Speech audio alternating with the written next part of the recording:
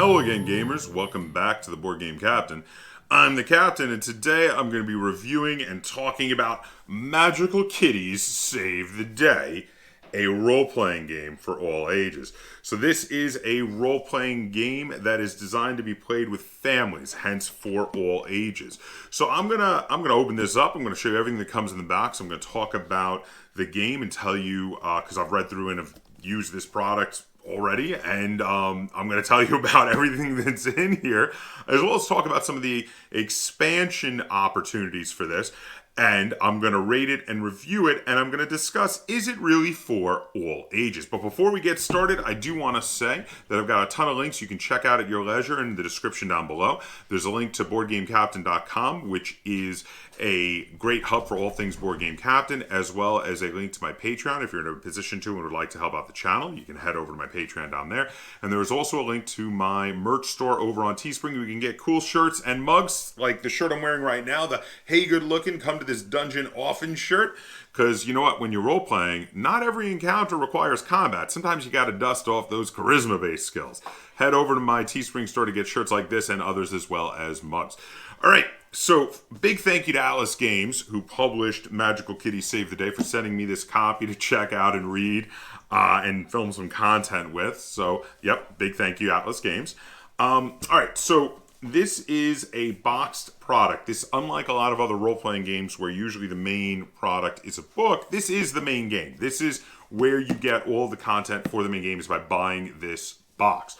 The box has listings on it like a board game normally would. It says ages 6 and up for 1 to 2 hours and for 2 to 7 players. So, all right, so the 1 to 2 hours, this is meant to be more of a family weight game and played at a shorter amount of time. So I'm going to go with that. That seems pretty reasonable. It is also a very light rule set game, and being incredibly light in the rules, you can get through a game much quicker than most other role-playing games, so 1 to 2 hours is not bad. The 6 and up is actually probably pretty good, because this rule set is also very decent in regard to being a very easy to pick up, easy to play. In fact, I think this is one of those games where the rules are so light, you can probably make the characters for your whole group before playing on the first day when you're going to play, which is a rarity with most role-playing games, because usually with heavier rule systems, you got to set aside an extra day to do that.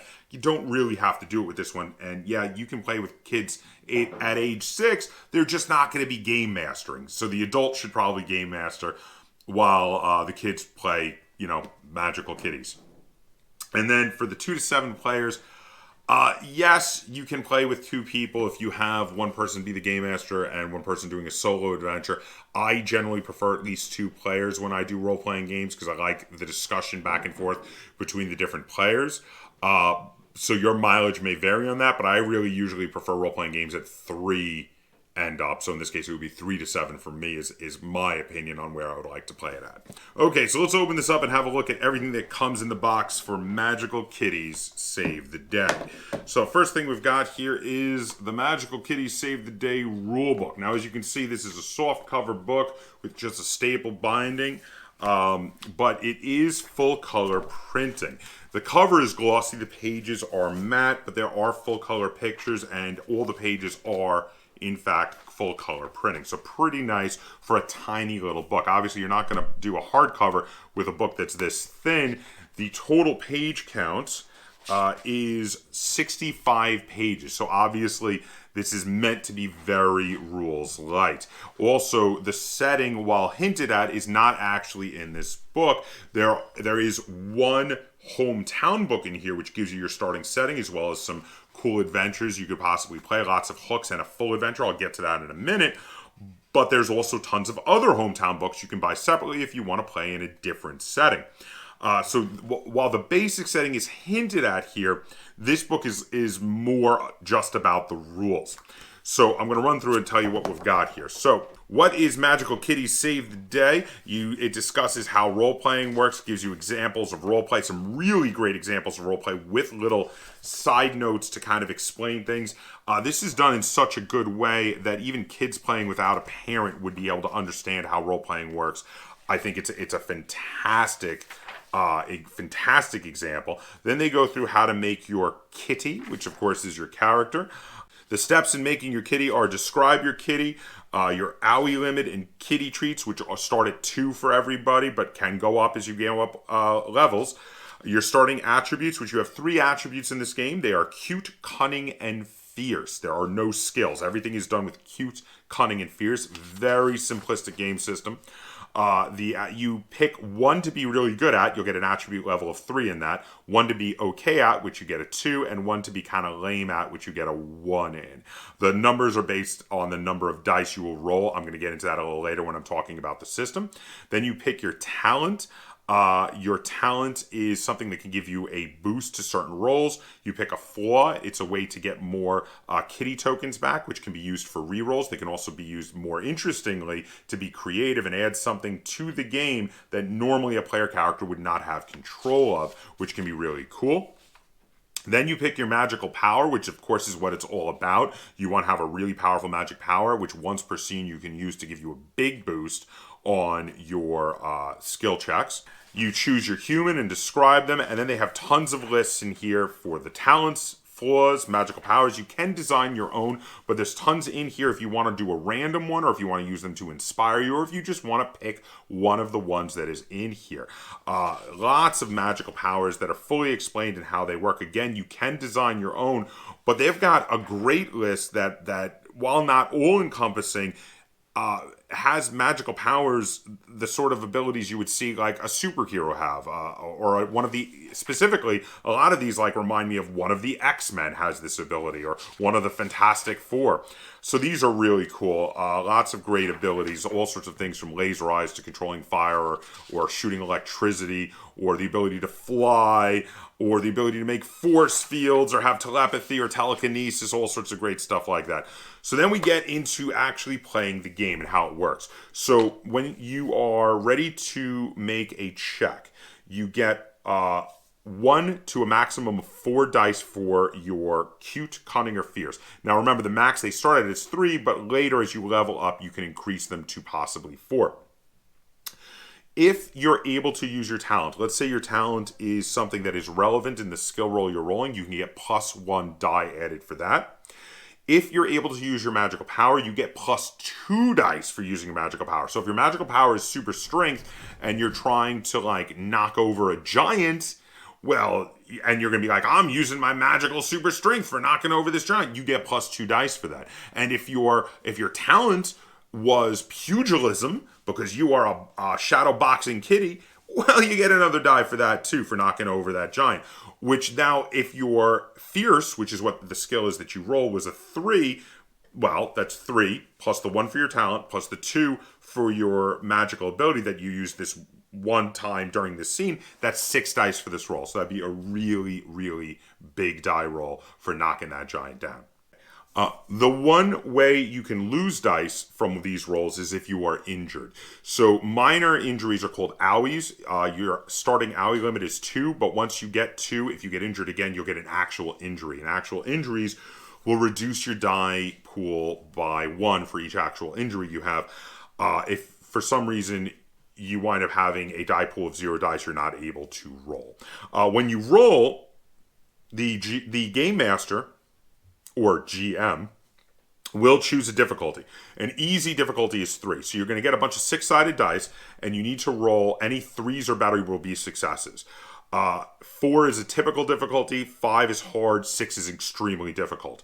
If you get no successes, it's a failure and something bad might happen. You might get hurt, or the bad guy might get to do some sort of reaction.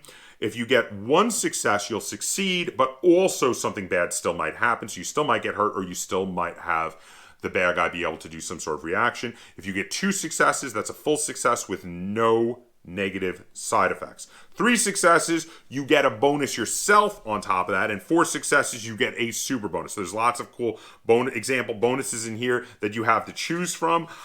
Bonuses can be all sorts. of things from, say, giving extra dice to other cats for their attempts on skill rolls during the scene, accomplishing an extra goal beyond what you thought you were going to need to do, something else fun that you come up with as long as the game master approves it, which that's my favorite one there, and super bonuses could be things like you shrug off an injury you had already taken, or give an extra injury to your enemy, or something else super awesome that, again, the game master could approve of. And there's lots more on the list here.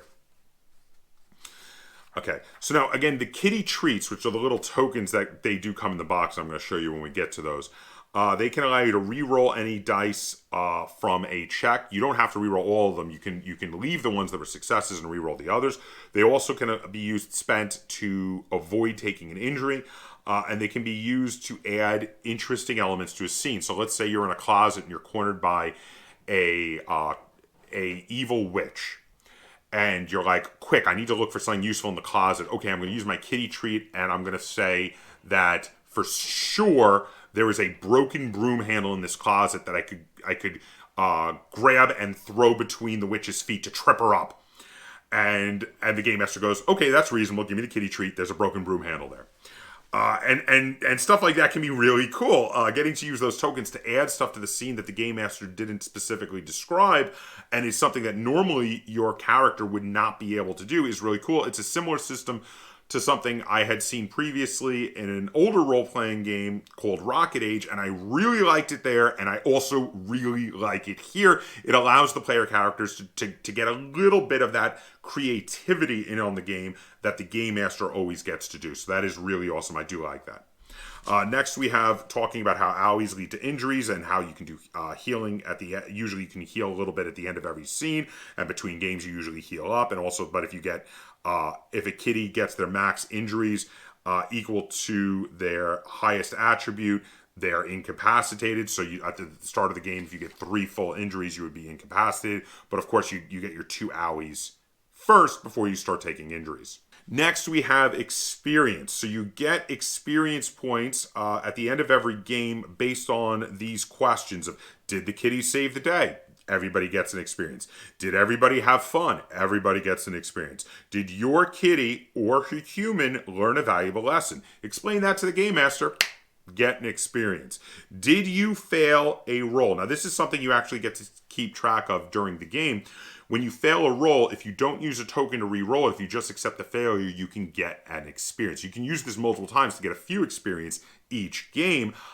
So usually, I think it's a good idea to, when you fail a roll but it's not something crucial, let it go, get the experience. When it is crucial, use the token and re-roll it. And then the last one is, did your humans or hometown problem get better or worse? And that can either reduce or increase your experience. If it got worse, you actually subtract from the experience you would have gotten.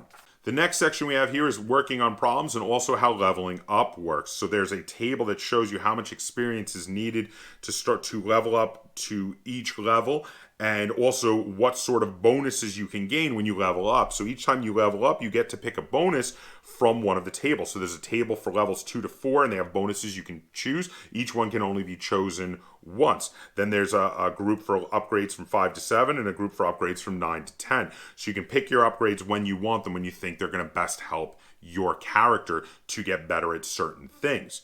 The next section is a section all on running the game, how to be the game master, how to describe what happens. Lots more examples in here, lots of sidebars, real great explanation for beginning role players on how to be a game master. Because again, this is meant very much to be about trying to be a game to either share with your kids or for kids to be their first role-playing game if they want to get into role-playing. Then we have further examples of how to deal with problems that your humans have, because the whole point is you are working behind the scenes to save your humans. You use your magic, but out of sight of humans only, because you don't want them to know you have magical powers, as well as using your magic to solve problems in general for the town that your heroes live in. You have to solve the mysteries and defeat the bad guys, and then reduce the danger of the various problems. Then we have a bunch of stats for example foes. These are really great. I like the way they work these out, because since this system is very simple, the foes just have difficulties and owie limits, basically. Their difficulties are for cute rolls, cunning rolls, or fierce rolls, because the bad guys never roll themselves. You as a game master aren't going to roll dice. The players will roll dice against their difficulties to defeat them in certain areas. And then all of these, a lot of them will have other type enemies they could represent, or with slight adjustments how they could represent. For instance, there's a house kitty here, and it says as is. You could also use it as a feral kitty, smaller wild felines such as ocelots or caracals or servals. And then alternate, it says look at the magic kitty for an example of a kitty with magical powers. Some other ones, for instance, as another good example, they have here a bobcat, and as is, you could use these stats also to represent a lynx, cheetah, jaguar, leopard, cougar, panther, mountain lion, puma. But it has instructions on how to modify it to make it to turn these stats into a were-jaguar, or to represent a larger wildcat like a lion, a tiger, saber-toothed tigers, cave lions, etc. It gives these specific instructions on how to alter it to be all of those. And inside of here, you have everything from normal animals and humans to magical enemies like ghost kitties and fairies and vampires and prehistoric monsters and dragons, which the dragon is one of the most powerful possible enemies in here. It's actually a really, really good collection of enemies. I particularly like the inclusion of weird enemies like aliens. I also love that in this book there are tons of references to all sorts of interesting things that would actually go over the heads of the kids, especially when looking at things like aliens and creatures and enemies, because there's references to things that are specifically in here for the adults, so that you can get enjoyment that is on a different level that your kids might not get. For instance, one of the aliens is definitely a reference to the Blob, which, little kids probably haven't seen any of the film versions of the Blob and may only be, tangentially aware of its existence unless they had actually seen it. They also have lots of other monsters that are references to all sorts of creatures from different books and movies that kids may not have seen. There's references in here to, for instance, Jules Verne and Journey to the Center of the Earth. There's references to how that the inside of the Earth is hollow and full of dinosaurs. These things are really cool. I love that they put these in here because it gives a whole nother level of enjoyment for the adults playing this game. After all of the enemies, we have an area where we have disasters. So the disasters have difficulties, and they also have ways that if you fail rolls against them, it tells you what reactions will happen from the disaster. These are, other ways to have conflicts without the conflict being directly you versus a enemy creature, person, or monster, but instead be trying to save people from an earthquake or a zombie apocalypse, which is all stuff that's available. Okay, so the next book we have here is the first of the hometown books. So hometown books are setting books and adventure books all in one. They're smaller generally than the rule book. The hometown book for that comes in the main box is River City, which is meant to be like a small suburban town with a river. It could be in any state, it doesn't matter. It is a total of 35 pages long. It comes with a fold-out map in the center of the book. I have not removed it here, but I'm going to fold it out to show it to you here because I really like this map. I think it's really nice. It's really cool. This is the sort of thing that if you want to remove it, you could put it out in the center of your table for your players, especially to reference exactly where everything is from each other. Really decent to give a visual for your players. I just currently haven't removed it yet myself because when I needed to show people with things where I just opened it up and showed them. But like I say, you can remove it. The removal is done through removing of the staples in the middle of the book for a minute to take this out and then folding them back down. Now, the River City setting book gives you all of the various locations in River City. It gives you lots of interesting hooks for adventures here, there, and everywhere. There are normal humans. There are magical humans. There are monsters. There are wild animals and all sorts of strange things that you could wind up dealing with in the River City setting. In addition to all of the hooks that you could come up with for adventures yourself, there is a complete adventure in the back of it, which in my opinion, was the right adventure to do because it was the adventure about the most interesting place in all of River City. It is the Magical Kitties Save the Library because the storyline about the magical library was really awesome. And while reading this book, I was like, okay, when I run this, I wanna do an adventure in the library. And then I was like, oh, they fully fleshed that out and did an adventure in the library. I'm like, that's great. And there's a lot of great references in here to all sorts of classic books, which is really awesome.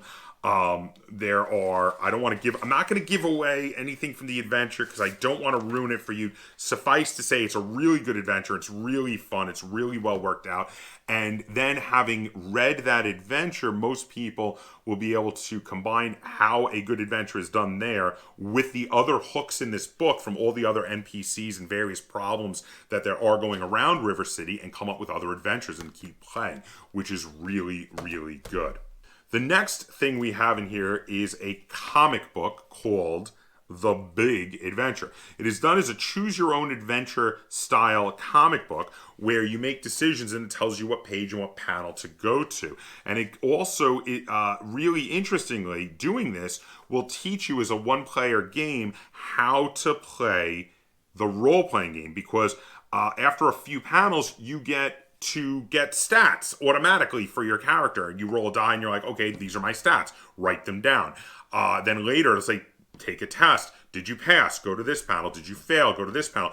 This is very similar to something I've seen specifically Paizo do for the role-playing games starter sets for Pathfinder as well as Starfinder. And I loved it when they did it when Paizo did it, and now I love it that Atlas is doing it as well. The one big difference between the way Paizo does it and the way Atlas Games has done it here is that they did it as a comic book, which gave a really great visual medium, which I think is even more appealing for younger role players who want to learn to game master and how to do a role-playing game, which is really, really great. Really awesome addition to this box. Very much like it. So the next thing we've got here is a character sheet pad. These character sheets are nice. They're full color. There's about 50 of them, I think, in here. And now, while you could scan these and print more out and Xerox them, they do also just sell extra pads. So if you really did go through all 50 of these, and I mean, you'd have to play a bunch of role-playing games to get through all 50 of them, you can buy another whole pad for $10 if you really want to. So that is really cool that these are available to get more of. Then we've got some cardboard punch-out tokens. I've already explained how those are used in the game. And we have a little baggie of translucent blue dice. The dice are pretty nice. I mean, they're for starter set dice, they're actually quite good. They look really good. They roll fine. And I love that there are these little boxes inside of the box here that can be used as a dice tray. They actually specifically say for people who have dice issues, and I'm one of those people who has dice issues, you can roll these inside of the tray here. Or you could use the box top, of course. So that's everything that comes in Magical Kitties Save the Day. Now, I did not, and I specifically saved it for this point in the review, I did not tell you yet how much this costs, because I wanted to surprise everybody because this is an amazingly affordable product. Really great for the fact that it's obviously meant to be done for family fun game nights or for kids using this as their very first role-playing game experience. This whole box set with the rules, the solo choose your own adventure to teach you kind of how role-playing works, the setting book with the full adventure in it, the pad, the dice, and the cardboard punch-out tokens. This is all $25. It's like $24.95, I think, is the actual price. So it's $25 for this entire box, which is crazy affordable. This is really a lot of content for $25, which is awesome. Okay, so one, obviously, this is really good for people new to role-playing, especially ones who find the theme and the story of the magical kitties going around rescuing their humans and their town to be enjoyable. This is very easy to learn, very easy to teach people how to role-play with this. And then specifically, obviously, as intended, this is great for teaching kids how to play role-playing games.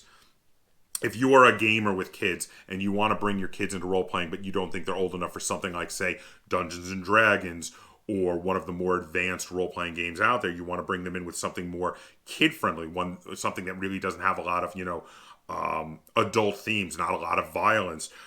This is awesome for that because this is obviously more lighthearted. The violence feels more cartoony in the way that they're aiming it here, and that's really great and great for kids.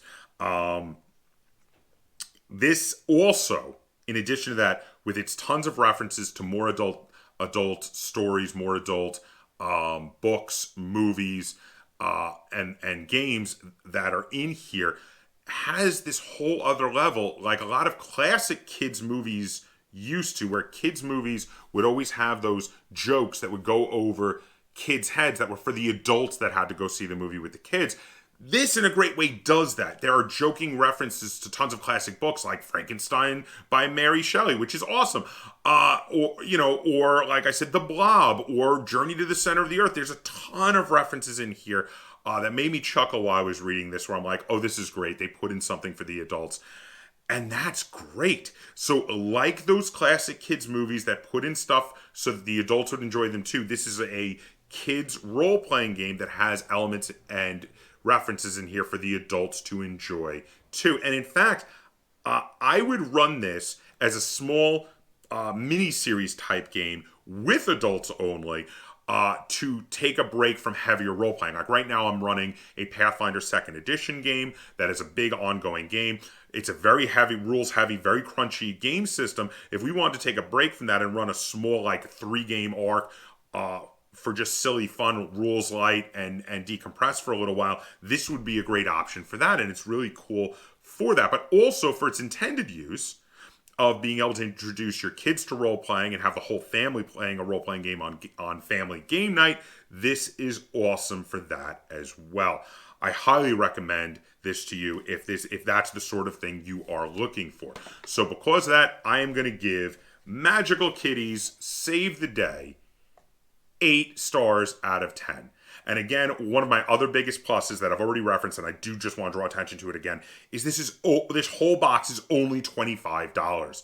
Now, Atlas Games also sent me a bunch of other products for this game, which is really, really cool because I think this is really fun. I really like this. I really like these kind of entry-level role-playing games. I think they're great for getting kids into playing role-playing games. They have sent me several other hometown books with settings and adventures. I'm going to be reviewing those in the future. They've also sent me upgraded dice and upgraded wooden kitty tokens that I'm also going to be reviewing, and also a card deck, which I love those sort of expansions. So if you are interested in Magical Kitties Save the Day, stay tuned for reviews on all of those products in the future. And if you enjoyed this review for a role-playing game and you'd like to see me do more like it, be sure to give this video a like, share it on all forms of social media, and if you haven't already, please subscribe to the Board Game Captain. That's Captain spelled with a K on YouTube. And until next time, game on. Are you trying to do more puppy bloopers? You're so crazy. You're getting all the puppy bloopers today. You're be in all the videos that we're filming today. Is that what's going on? We're filming lots of videos. You're like, I'm going to do lots of puppy bloopers. Is that what's happening? Is that what's happening? Oh, I love you too. You sure do. I know, but this is Magic Kitties I'm filming, not Magic Puppies. Okay? Oh, you can make Magic Puppies too. You can. It's actually in the book. Okay. But you're going to go upstairs now, okay? And stop mauling me. Okay? Give me a hug. Give me a hug. Oh, I love you. Nico, come here. Go to Mom.